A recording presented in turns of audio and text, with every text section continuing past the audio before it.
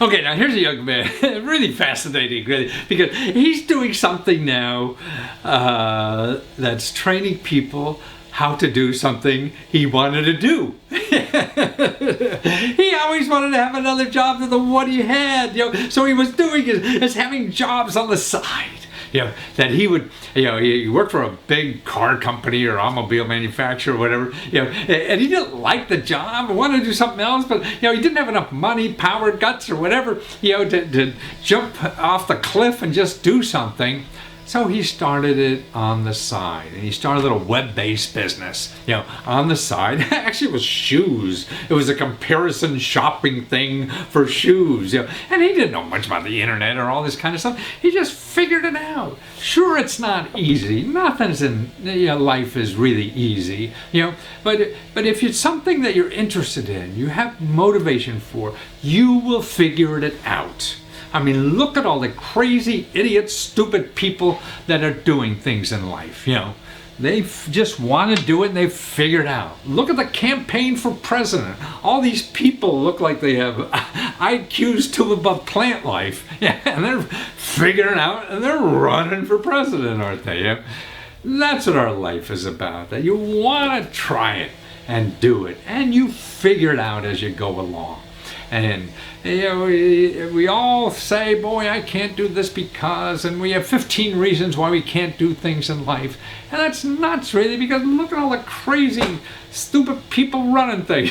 That's when I used to work for somebody, man. In 6 months, I thought the person was an idiot, I was working for. And I said, I'd rather have other people call me an idiot. Work for me. But what he does now is help people find out how to make money on the side while you're figuring out how to jump ship and do something else full time.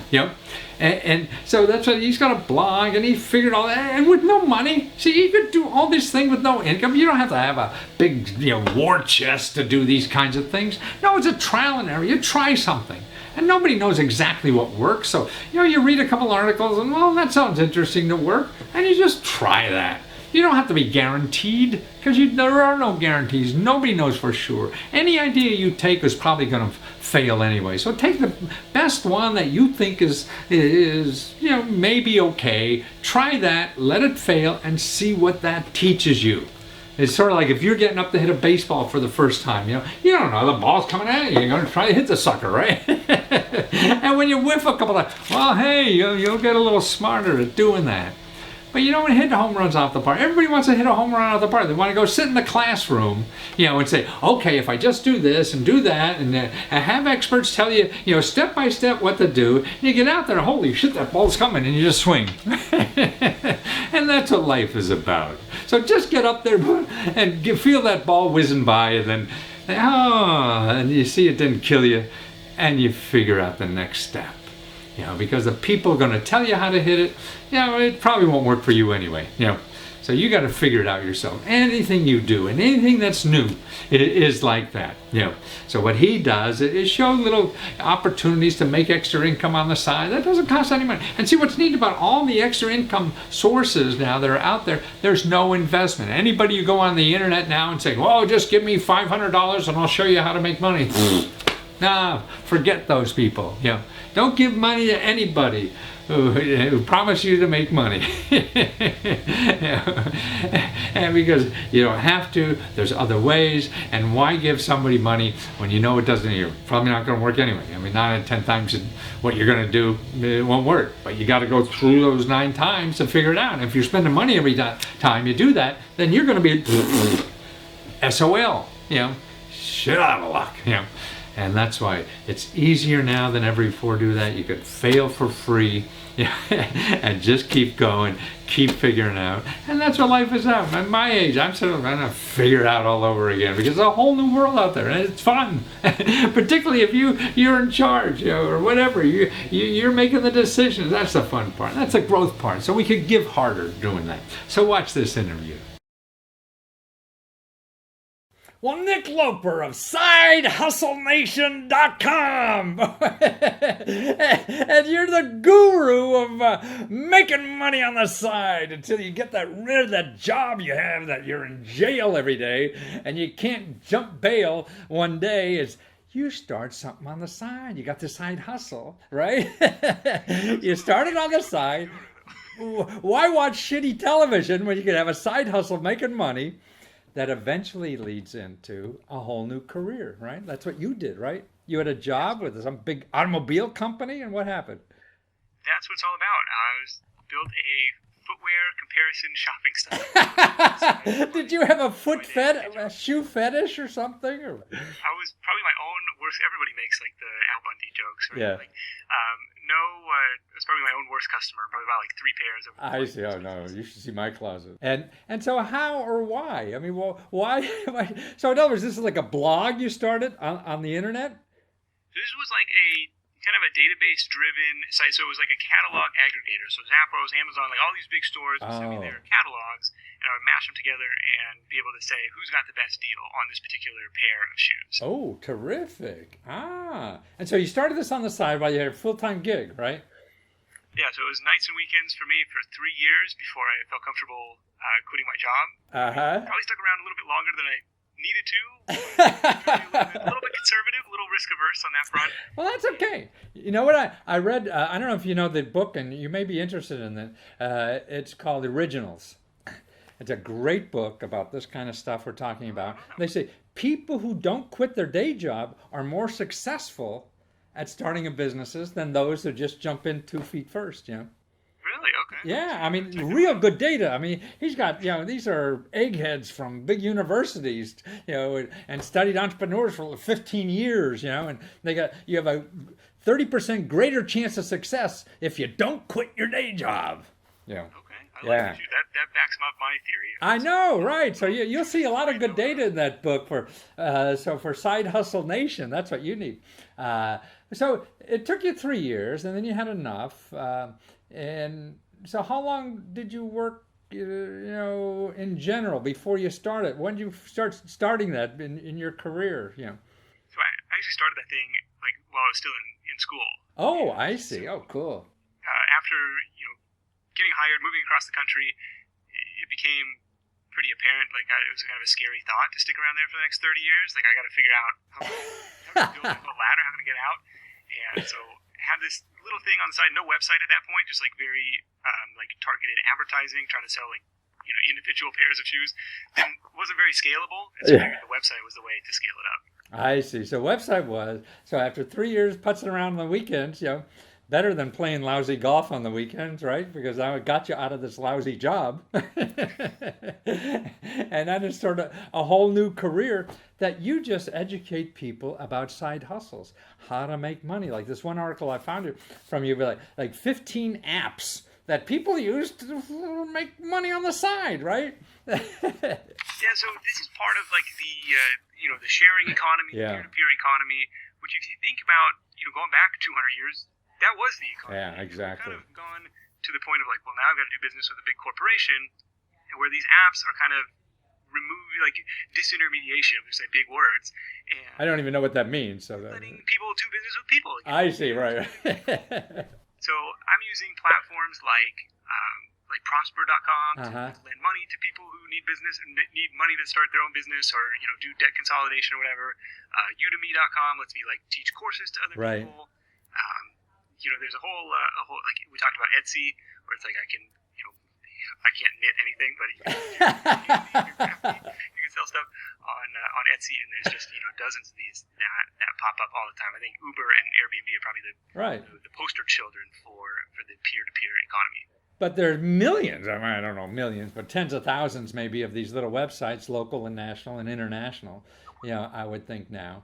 And then if you throw in... Startup for everything. Right, crowdfunding. But I guess to me what it does, it does the marketing for you, is to me what these websites do, these platforms, because people are coming for help there and you're there, It's like, having your store in a mall or in a side alley somewhere, right?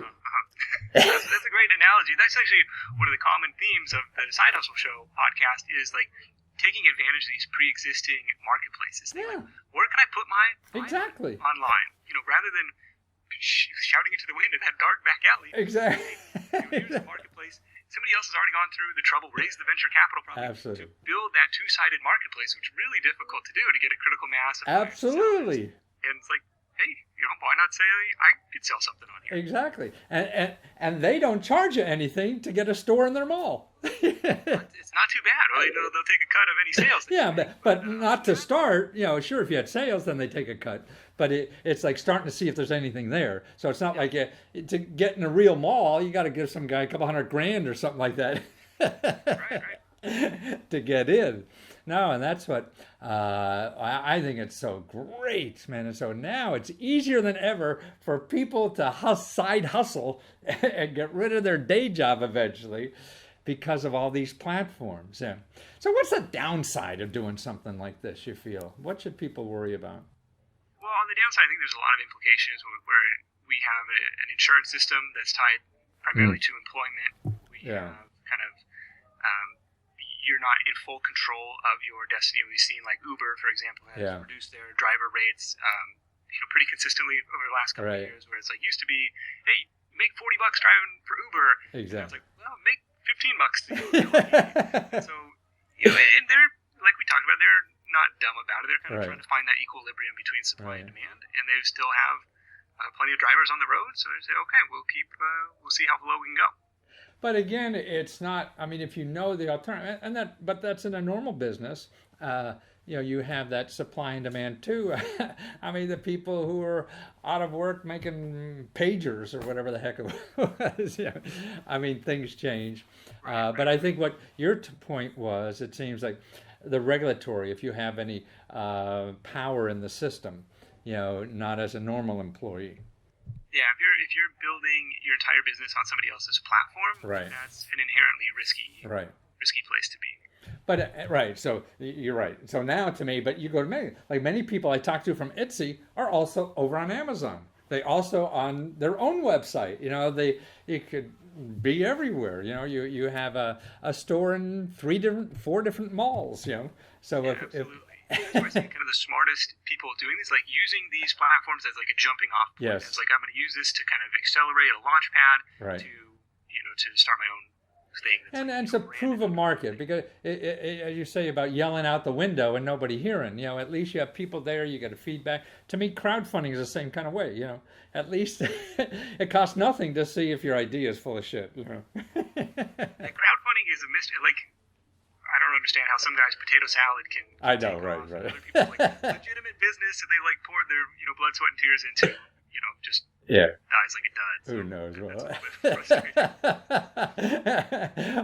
Well, if Bernie and Trump are the 2 headliners in the race, man, things are different. That's right. We'll have a good time this fall. Yeah. You can't guess or understand what's going on. You just have to observe it and use it or don't use it, it seems. Yeah. And this is where the new jobs are created. I mean, you say Airbnb and Uber. Man, I mean, like Airbnb's the same market value as like Hyatt hotels, but they only have 2,000 employees, and Hyatt Hotel has 150,000. Big global footprint of real estate and overhead. Exactly, all that kind of stuff. But there's 1 million people making a buck off it. And it's really kind of cool. And we've stayed in a dozen Airbnbs as we travel. Yeah, I do too. Really cool experience. Oh, wonderful. For both parties. Absolutely. It's unused inventory and I'm making money, and on the other hand, I've got a more local experience when I travel. Absolutely. What I find too, we have an apartment downtown DC. We used it a lot. People are leaving it cleaner than we gave it to them. They're nervous about getting a bad review. Exactly right. When I stay at Hyatt, I don't give a shit. Hyatt doesn't care if I do it either. They just want my money. Right. So it's really cool. No, I believe it. So your website is the place where they keep up on a lot of this stuff. And it's sidehustlenation.com. You're trying to teach other people how to do that, take control of their life from these other little gigs, whether it's, you want to be a bicycle messenger and only work. To me, the other thing about these things is, we're working for Uber or one of these other places with a platform, you work when you want to. And it's not, you're going to deliver pizza for the local pizza place. He wants you there 5 to 10 every bloody day. Yeah, you get some flexibility built into this stuff, which is really appealing. Yeah. If you don't want that structure of like, I'm going to go clock in. Oh, no. That's jail. That's you're willing to put it up with it on your time, but on somebody else's time, then it feels, it's hard. Right. Well, you're a delight. Thank you for sharing with us, Nick. Nice finding you, and you have a lot of books in the works that people are going to learn about and learn how to make money with. And it's at sidehustlenation.com. You go there, you have a blog, a podcast, stuff like that, and you can find out about your new books coming out there, right? Thank you so much, Matthew. All sorts of part-time business ideas, too. Wonderful. No, that's what I believe in. So thank you so much for being there, Nick. Take care.